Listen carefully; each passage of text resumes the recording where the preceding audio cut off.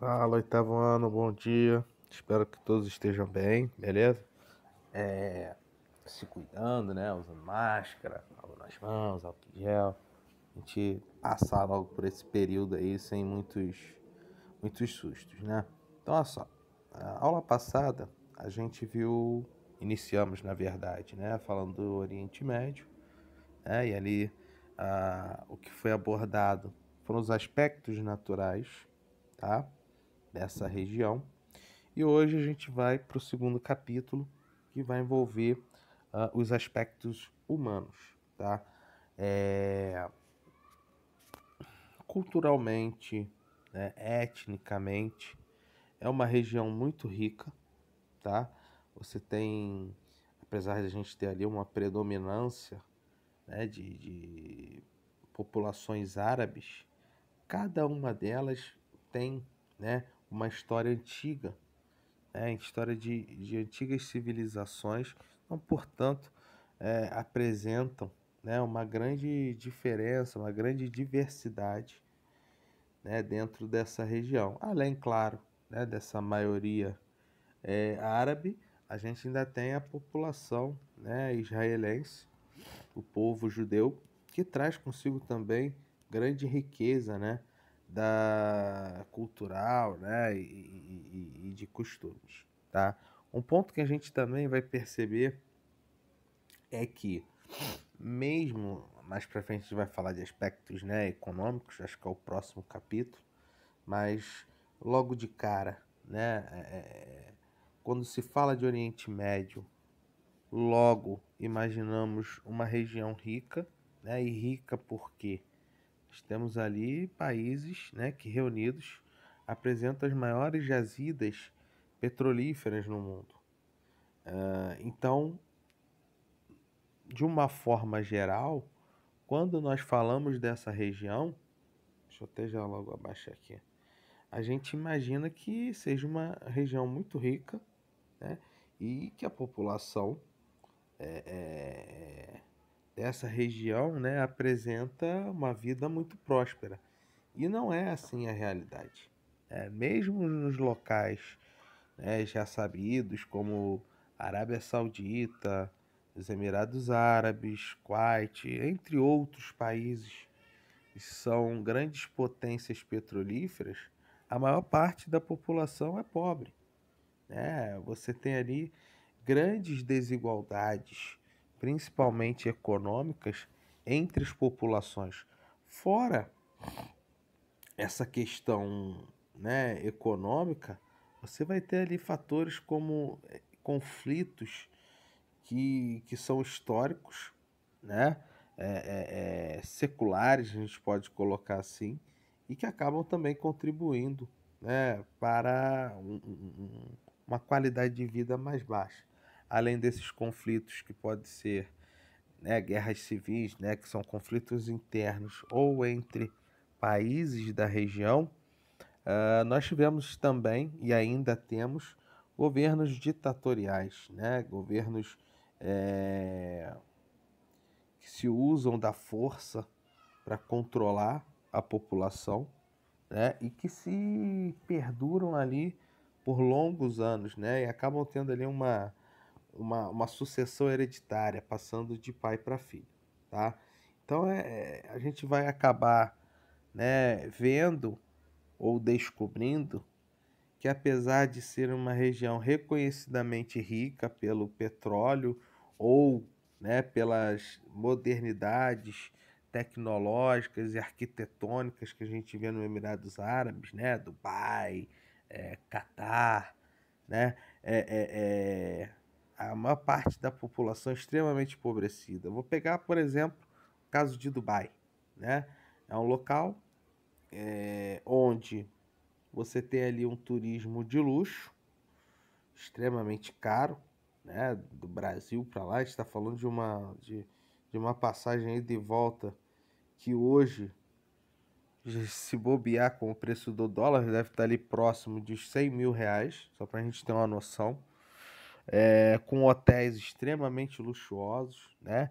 E quando você observa a cidade, ou quem tem a oportunidade de ir, chega, vê todo esse luxo, toda essa riqueza, imagina, né, que a população ali vive bastante feliz, a sua qualidade de vida é elevada, mas não é a realidade, né? Quando você passa a conviver, né, com o dia a dia da cidade, você verá que a maior parte dos trabalhadores daquelas áreas tão modernas são trabalhadores estrangeiros, são europeus, são latinos, asiáticos, e a população em si, né, de Dubai, por exemplo, ela não está inserida nessa realidade de desenvolvimento econômico.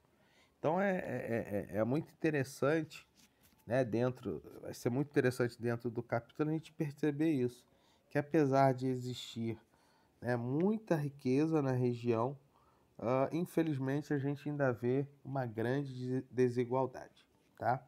Mas aí, passada essa introdução, a gente começa na 193 com as características da população, tá? De uma maneira geral, né, a população do Oriente Médio representa aí 450 milhões de pessoas, nesse caso, considerando, né, o Egito e Turquia como parte integrante, né, por serem países de origem árabe, tá? Ah, e além, né, de apresentar, desculpa, além não, com essa população de 450 milhões no total dentro do Oriente Médio, você vai ter aí Egito e Turquia como, ou, ou sendo, né, é, duas das três maiores cidades do Oriente Médio, tá? Em se tratando do espaço geográfico, né, do Oriente Médio, ali no continente asiático, os países que vão apresentar maior contingente populacional serão Irã, Iraque, Afeganistão e Arábia Saudita. Tá?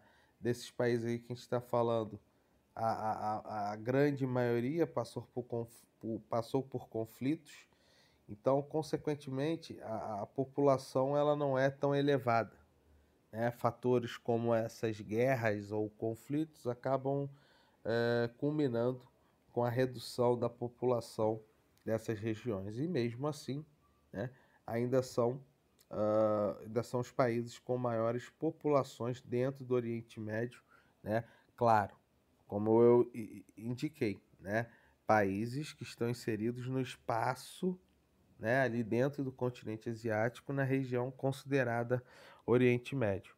Se formos levar para o mundo, né, ou a região do Oriente Médio, que abrange não só o continente asiático, mas pega parte do europeu com a Turquia, né, e africano com o Egito, Egito desculpa, desculpa, Egito e Turquia apresentam as maiores populações, tá?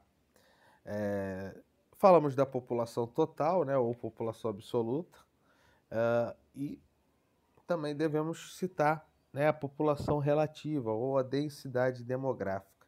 Como a população está distribuída entre os países da região, tá? A gente vai ter países que se apresentam como os menos populosos do Oriente Médio, como é o caso ali, que a gente tem até aqui no texto, né? Bahrein, Catar e o Kuwait, mas são também os que, apesar de terem as menores populações totais, estar entre os três menores países do Oriente Médio, são aqueles que apresentam a maior densidade demográfica. Isso explica, claro, uma população. Como você tem uma população pequena, mas ela ocupa a maior parte do território. É porque o território é pequeno também, né? Então você vê o Bahrein, que está entre um dos menores países do Oriente Médio, ele tem uma densidade demográfica de 2.000 habitantes por quilômetro quadrado. O Bahrein, na realidade, é um arquipélago, né?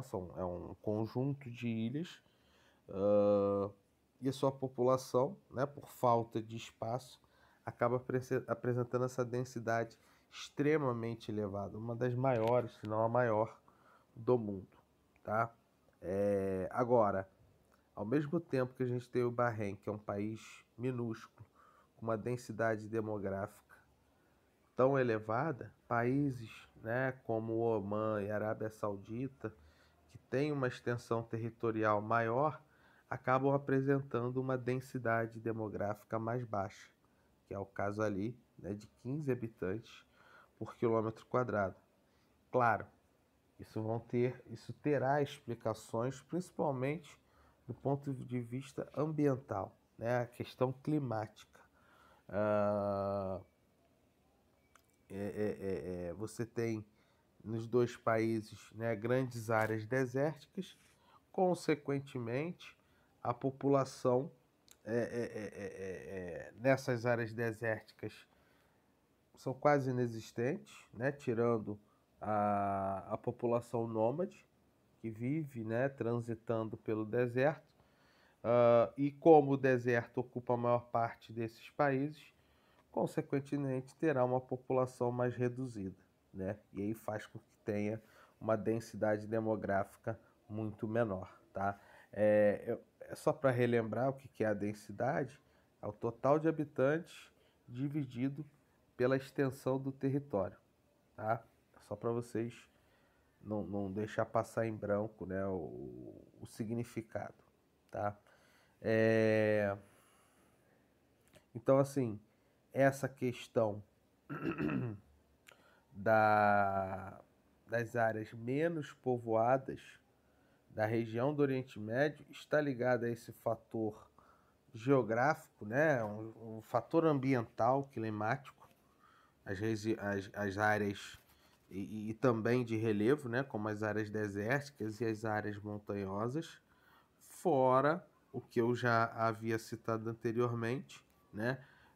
A questão dos conflitos, que acabam também influenciando para que haja uma menor população dentro dos países, seja pelo fato das famílias, né, se sentirem acuadas em terem mais filhos, por estar em meio a conflitos, né, ou pelo fato desses conflitos gerarem os refugiados, né, que são pessoas que acabam sendo perseguidas e buscam abrigo, buscam refúgio em outros países. Normalmente, né, é o caminho seguido, tá? Ah, por outro lado, essas regiões desérticas e montanhosas, né, provocam essa baixa densidade demográfica, áreas com grandes rios, próxima ao litoral, né, ou mesmo áreas mais urbanizadas, né, ou com a parte urbana mais desenvolvida, são as áreas que terão maior concentração de pessoas, serão as áreas mais povoadas, tá? Então, por exemplo, ao longo do rio Nilo, no Egito, as cidades que são cortadas, né, que estão nas margens do rio Nilo, serão as cidades mais povoadas do Egito, assim como no Golfo, ó, na foz do Nilo, que está próximo ao oceano. No Oriente Médio vai acontecer a mesma coisa. Região, né, do Oriente Médio que cruzam principalmente Rio Jordão, Rio Tigre, Rio Eufrates, você vai ter uma grande densidade demográfica, né, uma área mais povoada, e as áreas desérticas mais vazias, né, e como também nas margens, né, do litoral, seja nas margens de oceanos ou mares do oceano ou mares, né, que banham a região do Oriente Médio, tá? Só aí para citar, dentre as regiões mais povoadas do Oriente Médio, a gente tem Tel Aviv e Jerusalém, tá? É um eixo, então, como se as duas cidades fossem interligadas, fica em Israel. No Iêmen, a capital, né, Saná, no Golfo de Aden, uma importante rota do comércio marítimo. Na Turquia, né, você tem ali Istambul, Ankara, Izmir, né, e cidades nas margens do Mar Negro. E no Irã, né, a capital Teherã, né, e o litoral do país com o Mar Cáspio. Beleza? Seguindo essa análise da população, a gente tem aí população urbana e a organização do espaço. Então, como essa população, né, está distribuída nas cidades, a região do Oriente Médio ela apresenta uma média, né, de pessoas ou populações em áreas urbanas muito superior que a média mundial. Né? A média mundial é 55%, sua média ali é 65%, tá? Mas mesmo tendo essa média superior à média mundial, se comparado com os países desenvolvidos, essa população urbana do Oriente Médio é considerada baixa. Né? A gente está falando em países desenvolvidos, mais de 80% da população concentrada nas áreas urbanas. Tá? Do ponto de vista da análise, né, da população e das cidades, a região do Oriente Médio possui uma megacidade. A megacidade são aquelas cidades que possuem mais de 10 milhões de habitantes. Tá? E essa única cidade é Istambul, né? Fica na Turquia, que tem mais de 15 milhões de habitantes. E é uma cidade que ela fica tanto no continente europeu quanto asiático. E a maior parte desses 15 milhões de habitantes se concentram no lado, né, europeu. Lado esse mais desenvolvido, mais próximo, né, consequentemente aos demais países da Europa. Né? Então há ali um apelo maior para essa concentração. O lado asiático é o lado mais antigo da cidade, né, que preserva características arquitetônicas e históricas de civilizações antigas do país. Consequentemente, acaba sendo menos povoado, né, por não ter traços mais modernos. Tá? Falamos aí de Istambul, né, que é a maior cidade. A segunda maior cidade é Teherã, que é a capital do Irã, tá? Com um pouco mais de, ou quase, melhor dizendo, 9 milhões de habitantes. Em seguida aparece Bagdá, né, no Iraque, Riad, na Arábia Saudita, e também na Turquia, a cidade de Ankara. Tá? A gente tem um grande problema aí. Né? Bagdá, que aparece ali como a terceira cidade, né,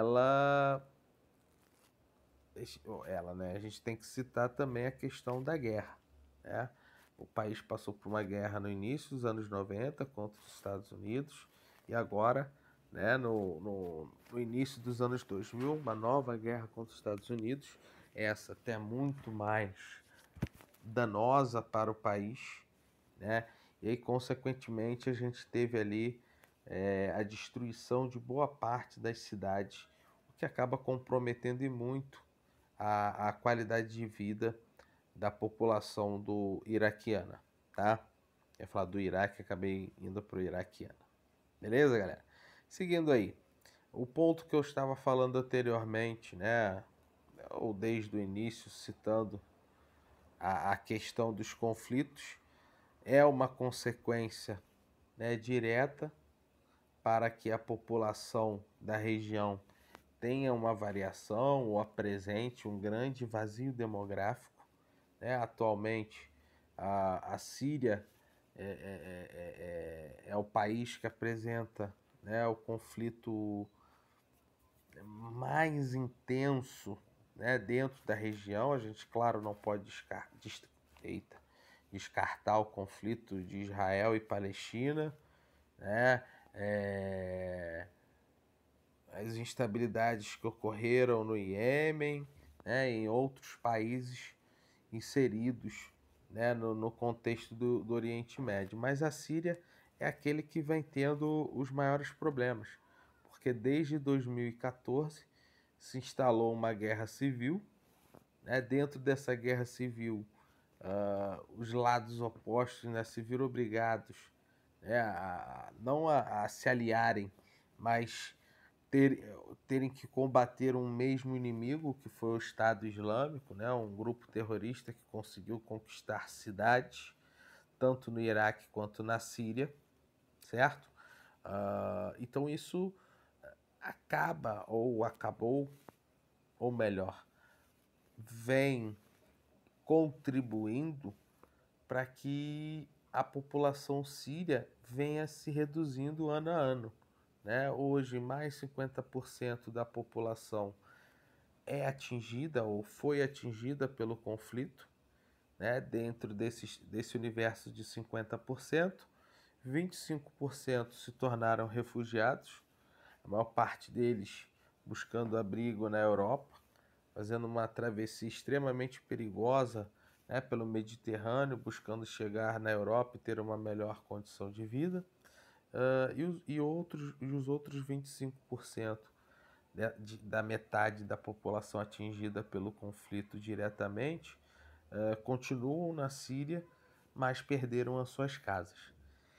Então, e a gente está falando de um país com uma população, né, de dezenas de milhões de habitantes, onde agora os números não estão vindo, né? Eu não vi, mas depois até cito. Mas pelo menos 15 milhões, né, de pessoas estão diretamente sofrendo ou sofreram com o início dessa guerra civil no país. Então é claro, né, fica quase que impossível a população da Síria ou de outros países do Oriente Médio apresentarem uma melhor qualidade de vida. E isso, percebam, eu já falei diversos pontos distintos que contribuem para essa desigualdade. Então, eu iniciei a aula falando, né, que é uma região que apresenta grande desigualdade entre as populações, certo? E ao longo aqui da aula, eu já fui citando uma série de fatores que contribuem para essa questão, né, de uma qualidade de vida tão baixa. Então, eu falei de questões climáticas, né, como áreas desérticas, e aí dentro desse contexto, a escassez da água, a miséria, a fome, né, relevo, as regiões montanhosas implicam, né, numa dificuldade de ocupação, e agora eu estou falando dos conflitos. Então percebo que diversos fatores, falei da desigualdade também econômica, né, logo no início, uma região rica em petróleo, mas esse petróleo está na mão de poucas famílias, principalmente os sheiks, né, da região que controlam esses poços. Então, assim, são diversos fatores que culminam para que a população do Oriente Médio tenha uma qualidade de vida tão baixa, tá? E aí, seguindo, desculpa, gente, a, essa questão aí das cidades, né, a relação população-cidade, tô acabando de citar a questão da Síria, que vem passando por uma guerra civil desde 2014, mas cabe também, né, ressaltar pontos positivos, né, dessa relação população-cidade, que é o caso de Dubai, né, onde a cidade em si, né, vem se desenvolvendo e, consequentemente, a economia da cidade também, né, vem crescendo. Mas aí tem um fator que eu já adiantei para vocês logo no início. Mesmo sendo, né, um roteiro dentro do chamado turismo de luxo, com hotéis, né, boates, restaurantes extremamente luxuosos e consequentemente caros, né? A população do país ela não está inserida nessa economia. Até mesmo os trabalhadores desses locais do turismo de luxo são trabalhadores de fora, né, de Dubai. Então, consequentemente, a população ainda sofre, né, com sérios problemas econômicos, o que resulta, mais uma vez citando, né, uma qualidade de vida tão baixa, tá? A gente tem aí, só para não passar em branco, isso é uma das ilhas artificiais que foram criadas, né, para não, em Dubai. Tem duas ou três, agora eu não lembro, são duas ou três ilhas artificiais de formato de palmeira, né, com um círculo em volta dessa palmeira. Eu sei que uma é um condomínio de luxo, né? E a outra é mais uma área comercial, envolvendo ali não só comércio, né, shoppings, mas também grandes resorts, tá? Seguindo aí, já na página 195, a gente vai ver o perfil demográfico. Como é uma região que apresenta essa forte desigualdade, o perfil da população vai ser bastante heterogêneo, né? Vai ser bastante diferenciado. Enquanto nós temos países que ainda apresentam alta taxa de mortalidade, alta taxa de natalidade, teremos também aqueles onde tanto natalidade e mortalidade já estão em declínio, né? Ou entrando no processo de declínio, tá? Dentre esses países que eu falei com as elevadas taxas, a gente pode aí citar o Afeganistão, desculpa, Afeganistão e o Iêmen, tá? E, consequentemente, por apresentarem, né, essas taxas tão elevadas no aspecto populacional, isso vai resultar num crescimento vegetativo superior, tá? Que os demais, mas junto a esse crescimento vegetativo superior, a gente também vai observar que os indicadores econômicos são ruins. Então, os países onde conseguiu já controlar natalidade e mortalidade, os indicadores econômicos são mais positivos, e aqueles que a natalidade e a mortalidade são ainda elevadas, os indicadores econômicos são negativos, tá? Dentro desse perfil da população ou perfil demográfico, nós temos alguns países em estágio avançado da transição demográfica, quando há alteração do perfil. Então, por exemplo, né, você tem um país que sempre apresentou natalidade e mortalidade alta. E aí, depois de alguns anos, ele começa a apresentar uma grande queda da mortalidade e um declínio na natalidade. Ele está mudando o seu perfil populacional, o perfil demográfico, né? Então, o que ele demonstra? Está diminuindo as mortes, aí os fatores vão ser inúmeros, né? Não cabe aqui a gente citar agora, né? Mas até porque é uma suposição. E a natalidade em queda, ele demonstra um controle maior, né, das famílias em relação ao número de filhos. E aí tem uma relação direta com a economia, né? Quando uma população ela começa de forma natural a reduzir a taxa de natalidade, ela começa a compreender a relação do custo, né, de uma família em comparação com o que ele arrecada por mês, ou em comparação ao que ele ganha, ao seu salário. E aí você começa a ter famílias, desculpa, se organizando ou, melhor, buscando ter um controle maior no número de filhos, tá?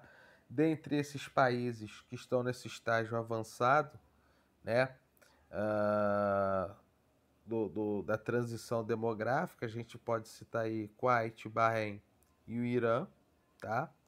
E tem os países que estão em situações como eita, hoje eu tô dando uma estravada, Deus me livre. E tem os países que estão numa situação de transição demográfica como o Brasil, onde natalidade e mortalidade já aparecem com índices baixos, né? E o crescimento vegetativo também bastante reduzido.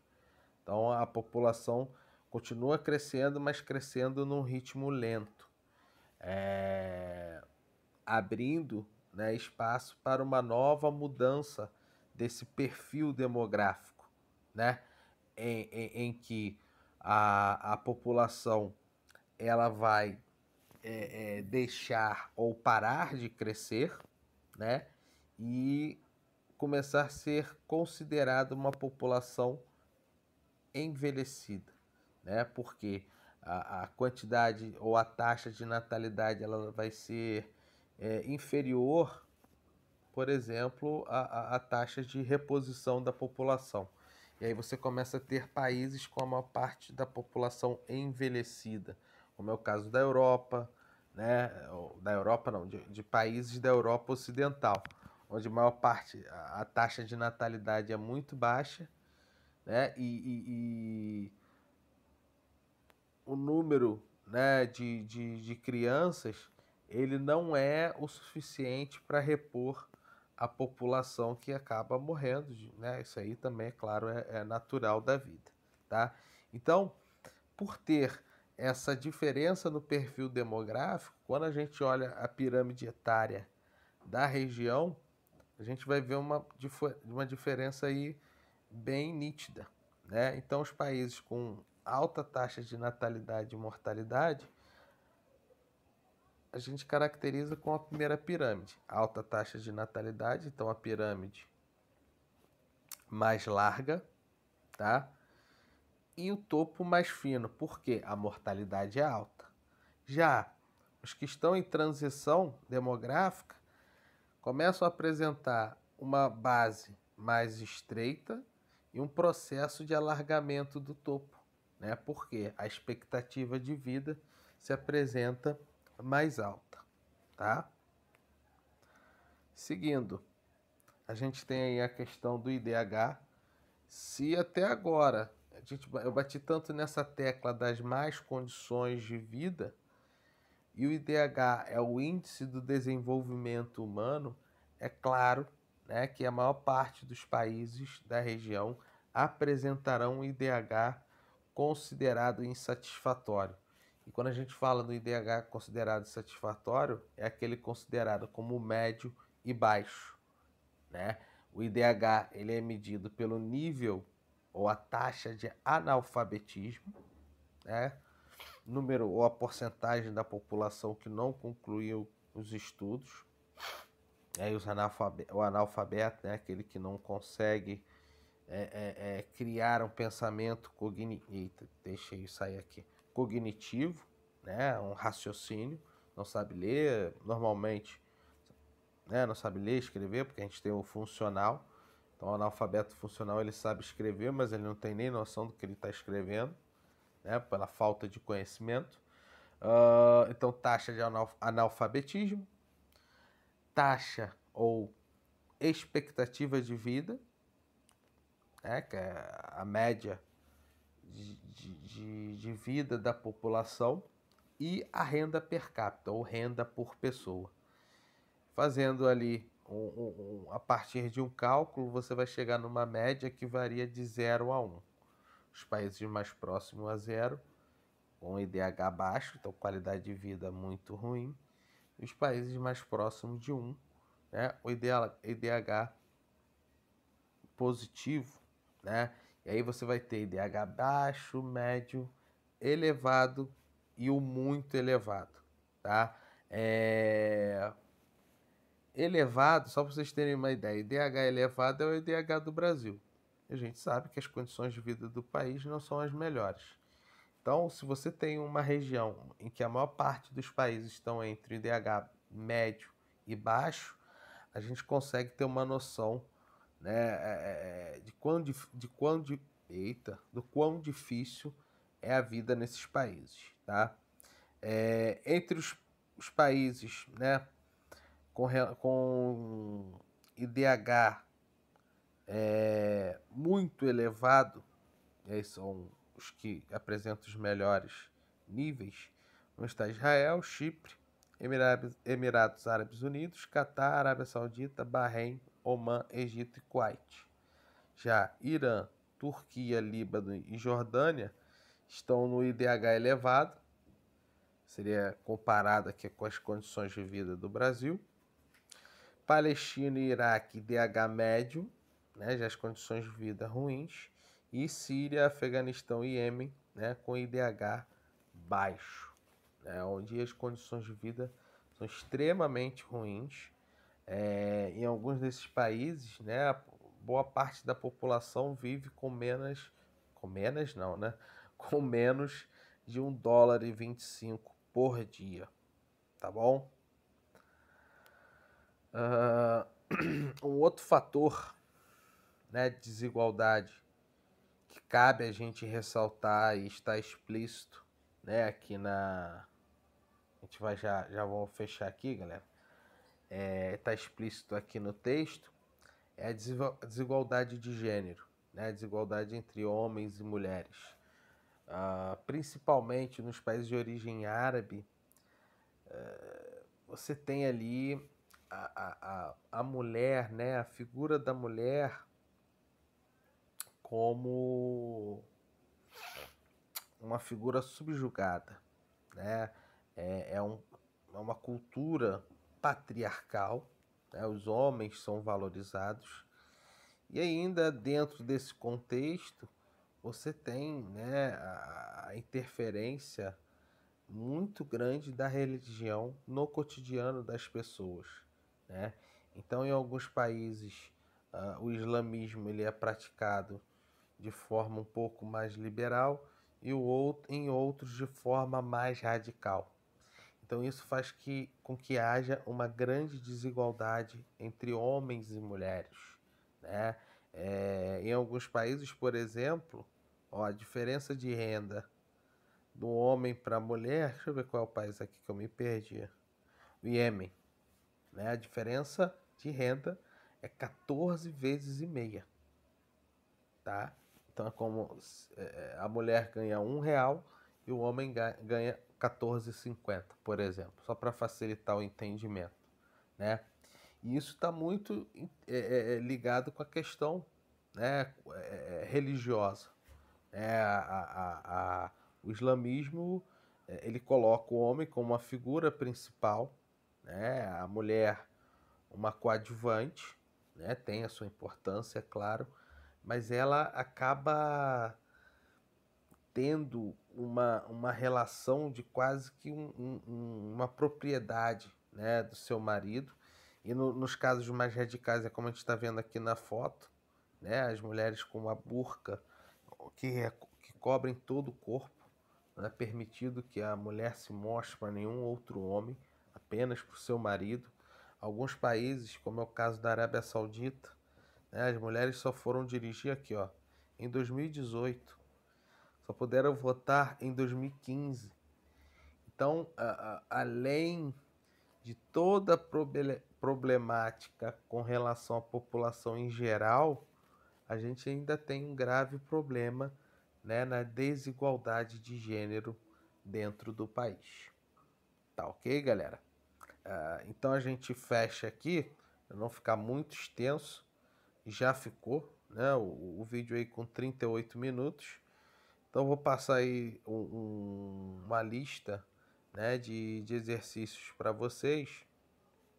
E qualquer dúvida, né, é só chamar pelo Classroom, né, que estou aqui à disposição de vocês. Beleza, galera? Um abraço aí a todos. Até a próxima.